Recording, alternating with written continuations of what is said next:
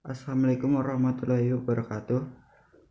Sebelumnya perkenalkan, kami dari kelompok 6 yang beranggotakan saya sendiri Trijaya Laksono, yang kedua ada Akmal, yang ketiga itu ada Dimas, yang keempat ada Akbar. Di sini kami akan mempresentasikan tentang perhitungan biaya berdasarkan aktivitas sebagai alat bantu pembuatan keputusan. Dan saya sendiri akan menjelaskan tentang perhitungan biaya berdasarkan aktivitas. Perhitungan biaya berdasarkan fungsi dan berdasarkan aktivitas itu membebankan biaya kepada objek biaya seperti produk, pelanggan, bahan baku, dan jalur pemasaran. Ketika biaya dibebankan pada objek biaya per unit yaitu total biaya yang berkaitan dengan unit yang diproduksi dibagi dengan jumlah unit yang diproduksi. Total biaya produksi yaitu jumlah dari bahan baku, adanya tenaga kerja langsung, dan adanya BOP.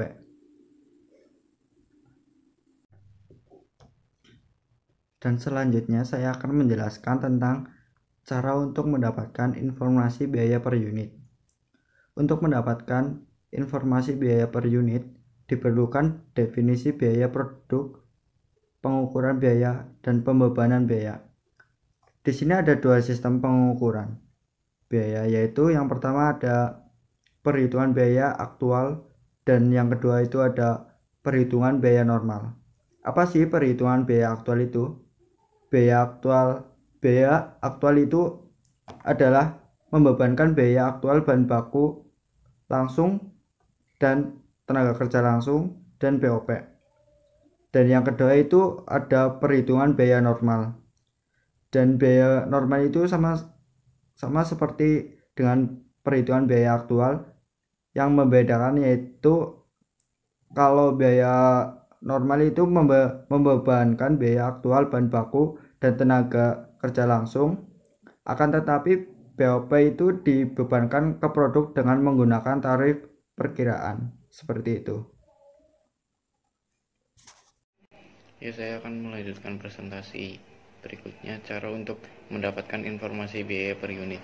Untuk mendapatkan informasi biaya per unit, diperlukan definisi biaya produk, pengukuran biaya, dan pembebanan biaya.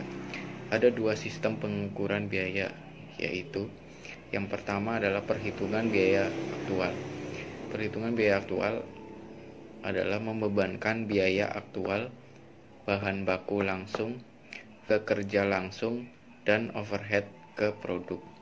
Yang kedua adalah perhitungan biaya normal, yaitu membebankan biaya aktual bahan baku langsung dan tenaga kerja langsung. Akan tetapi biaya overhead dibebankan ke produk dengan menggunakan tarif perkiraan. Berikutnya adalah perhitungan biaya produk berdasarkan fungsi. Perhitungan biaya produk berdasarkan fungsi membebankan biaya dari bahan baku langsung dan tenaga kerja langsung ke produk dengan menggunakan penelusuran langsung.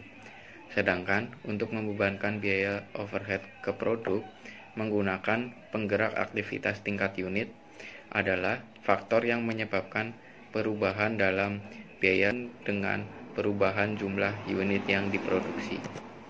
Selain itu, ada 4 tingkat kapasitas yang dapat dipilih, yaitu yang pertama, kapasitas aktivitas yang diharapkan adalah output aktivitas yang diharapkan perusahaan dapat tercapai pada tahun yang akan datang.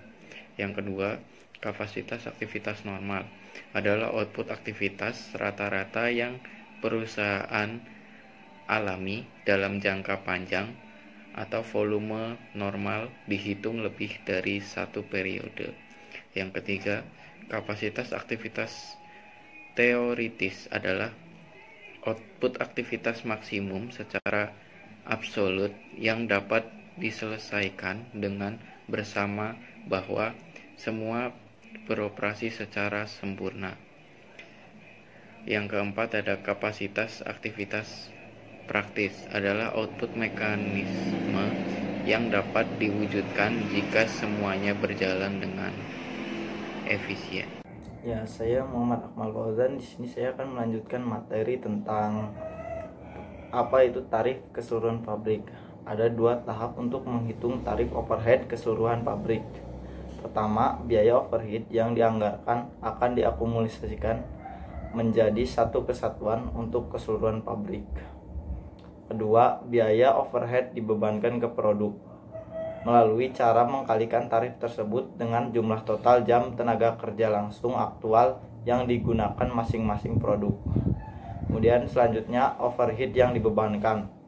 Overhead yang dibebankan adalah jumlah overhead yang dibebankan ke produksi aktual pada titik tertentu dalam suatu tarif dan dihitung dengan menggunakan rumus overhead yang dibebankan sama dengan tarif overhead dikalikan output aktivitas aktual. Kemudian selanjutnya biaya per unit. Biaya per unit suatu produk dihitung dengan menjumlahkan biaya utama produk pada biaya overhead yang dibebankan, kemudian membagi jumlah biaya dengan unit yang diproduksi. Selanjutnya tarif departemen. Produk yang menghabiskan waktu lebih banyak dalam departemen yang banyak menggunakan overhead seharusnya dibebankan biaya overhead lebih banyak daripada produk yang menghabiskan waktu sedikit. Tarif departemen memperhitungkan hal ini, sedangkan tarif keseluruhan pabrik tidak memperhitungkan karena menggunakan rata-rata. Ya, selanjutnya akan dibacakan oleh teman saya. Berikutnya adalah merancang sistem ABC. ABC sendiri adalah singkatan dari Activity Based Costing, yang pengertiannya adalah konsep perhitungan biaya dalam akuntansi manajemen yang didasarkan pada aktivitas-aktivitas bisnis dalam organisasi yang dapat diterapkan untuk menghitung biaya produk dengan lebih akurat. Sistem ABC timbul sebagai akibat dari kebutuhan manajemen akan informasi akuntansi yang mampu mencerminkan konsumsi sumber daya dalam berbagai aktivitas untuk menghasilkan produk secara akurat. Hal ini didorong oleh yang pertama adalah persaingan global yang tajam yang memaksa perusahaan untuk cost efektif.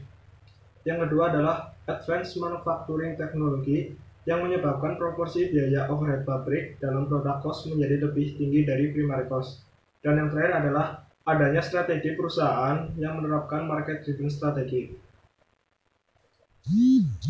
ABC mempunyai tujuan yaitu untuk mengalokasikan biaya ke transaksi dari aktivitas yang dilaksanakan dalam suatu organisasi dan kemudian mengalokasikan biaya tersebut secara tepat ke produk sesuai dengan pemakaian aktivitas setiap produk. Kemudian adalah tahap-tahap activity based costing. Ada 3. Yang pertama adalah mengidentifikasi biaya sumber daya dan aktivitas. Yang kedua adalah membebankan biaya sumber daya ke aktivitas, dan yang terakhir adalah membebankan biaya ke objek biaya. Sistem ABC mempunyai manfaat diantaranya adalah pengukuran profitabilitas yang lebih baik, pembuatan keputusan yang lebih baik, perbaikan proses, estimasi biaya, dan penentuan biaya kapasitas tak terpakai. Sistem ABC mempunyai syarat dalam penerapannya. Syaratnya adalah ada 3. Yang pertama, perusahaan memiliki tingkat diversitas yang tinggi. Yang kedua adalah tingkat persaingan yang tinggi. Dan yang terakhir adalah biaya pengukuran yang rendah.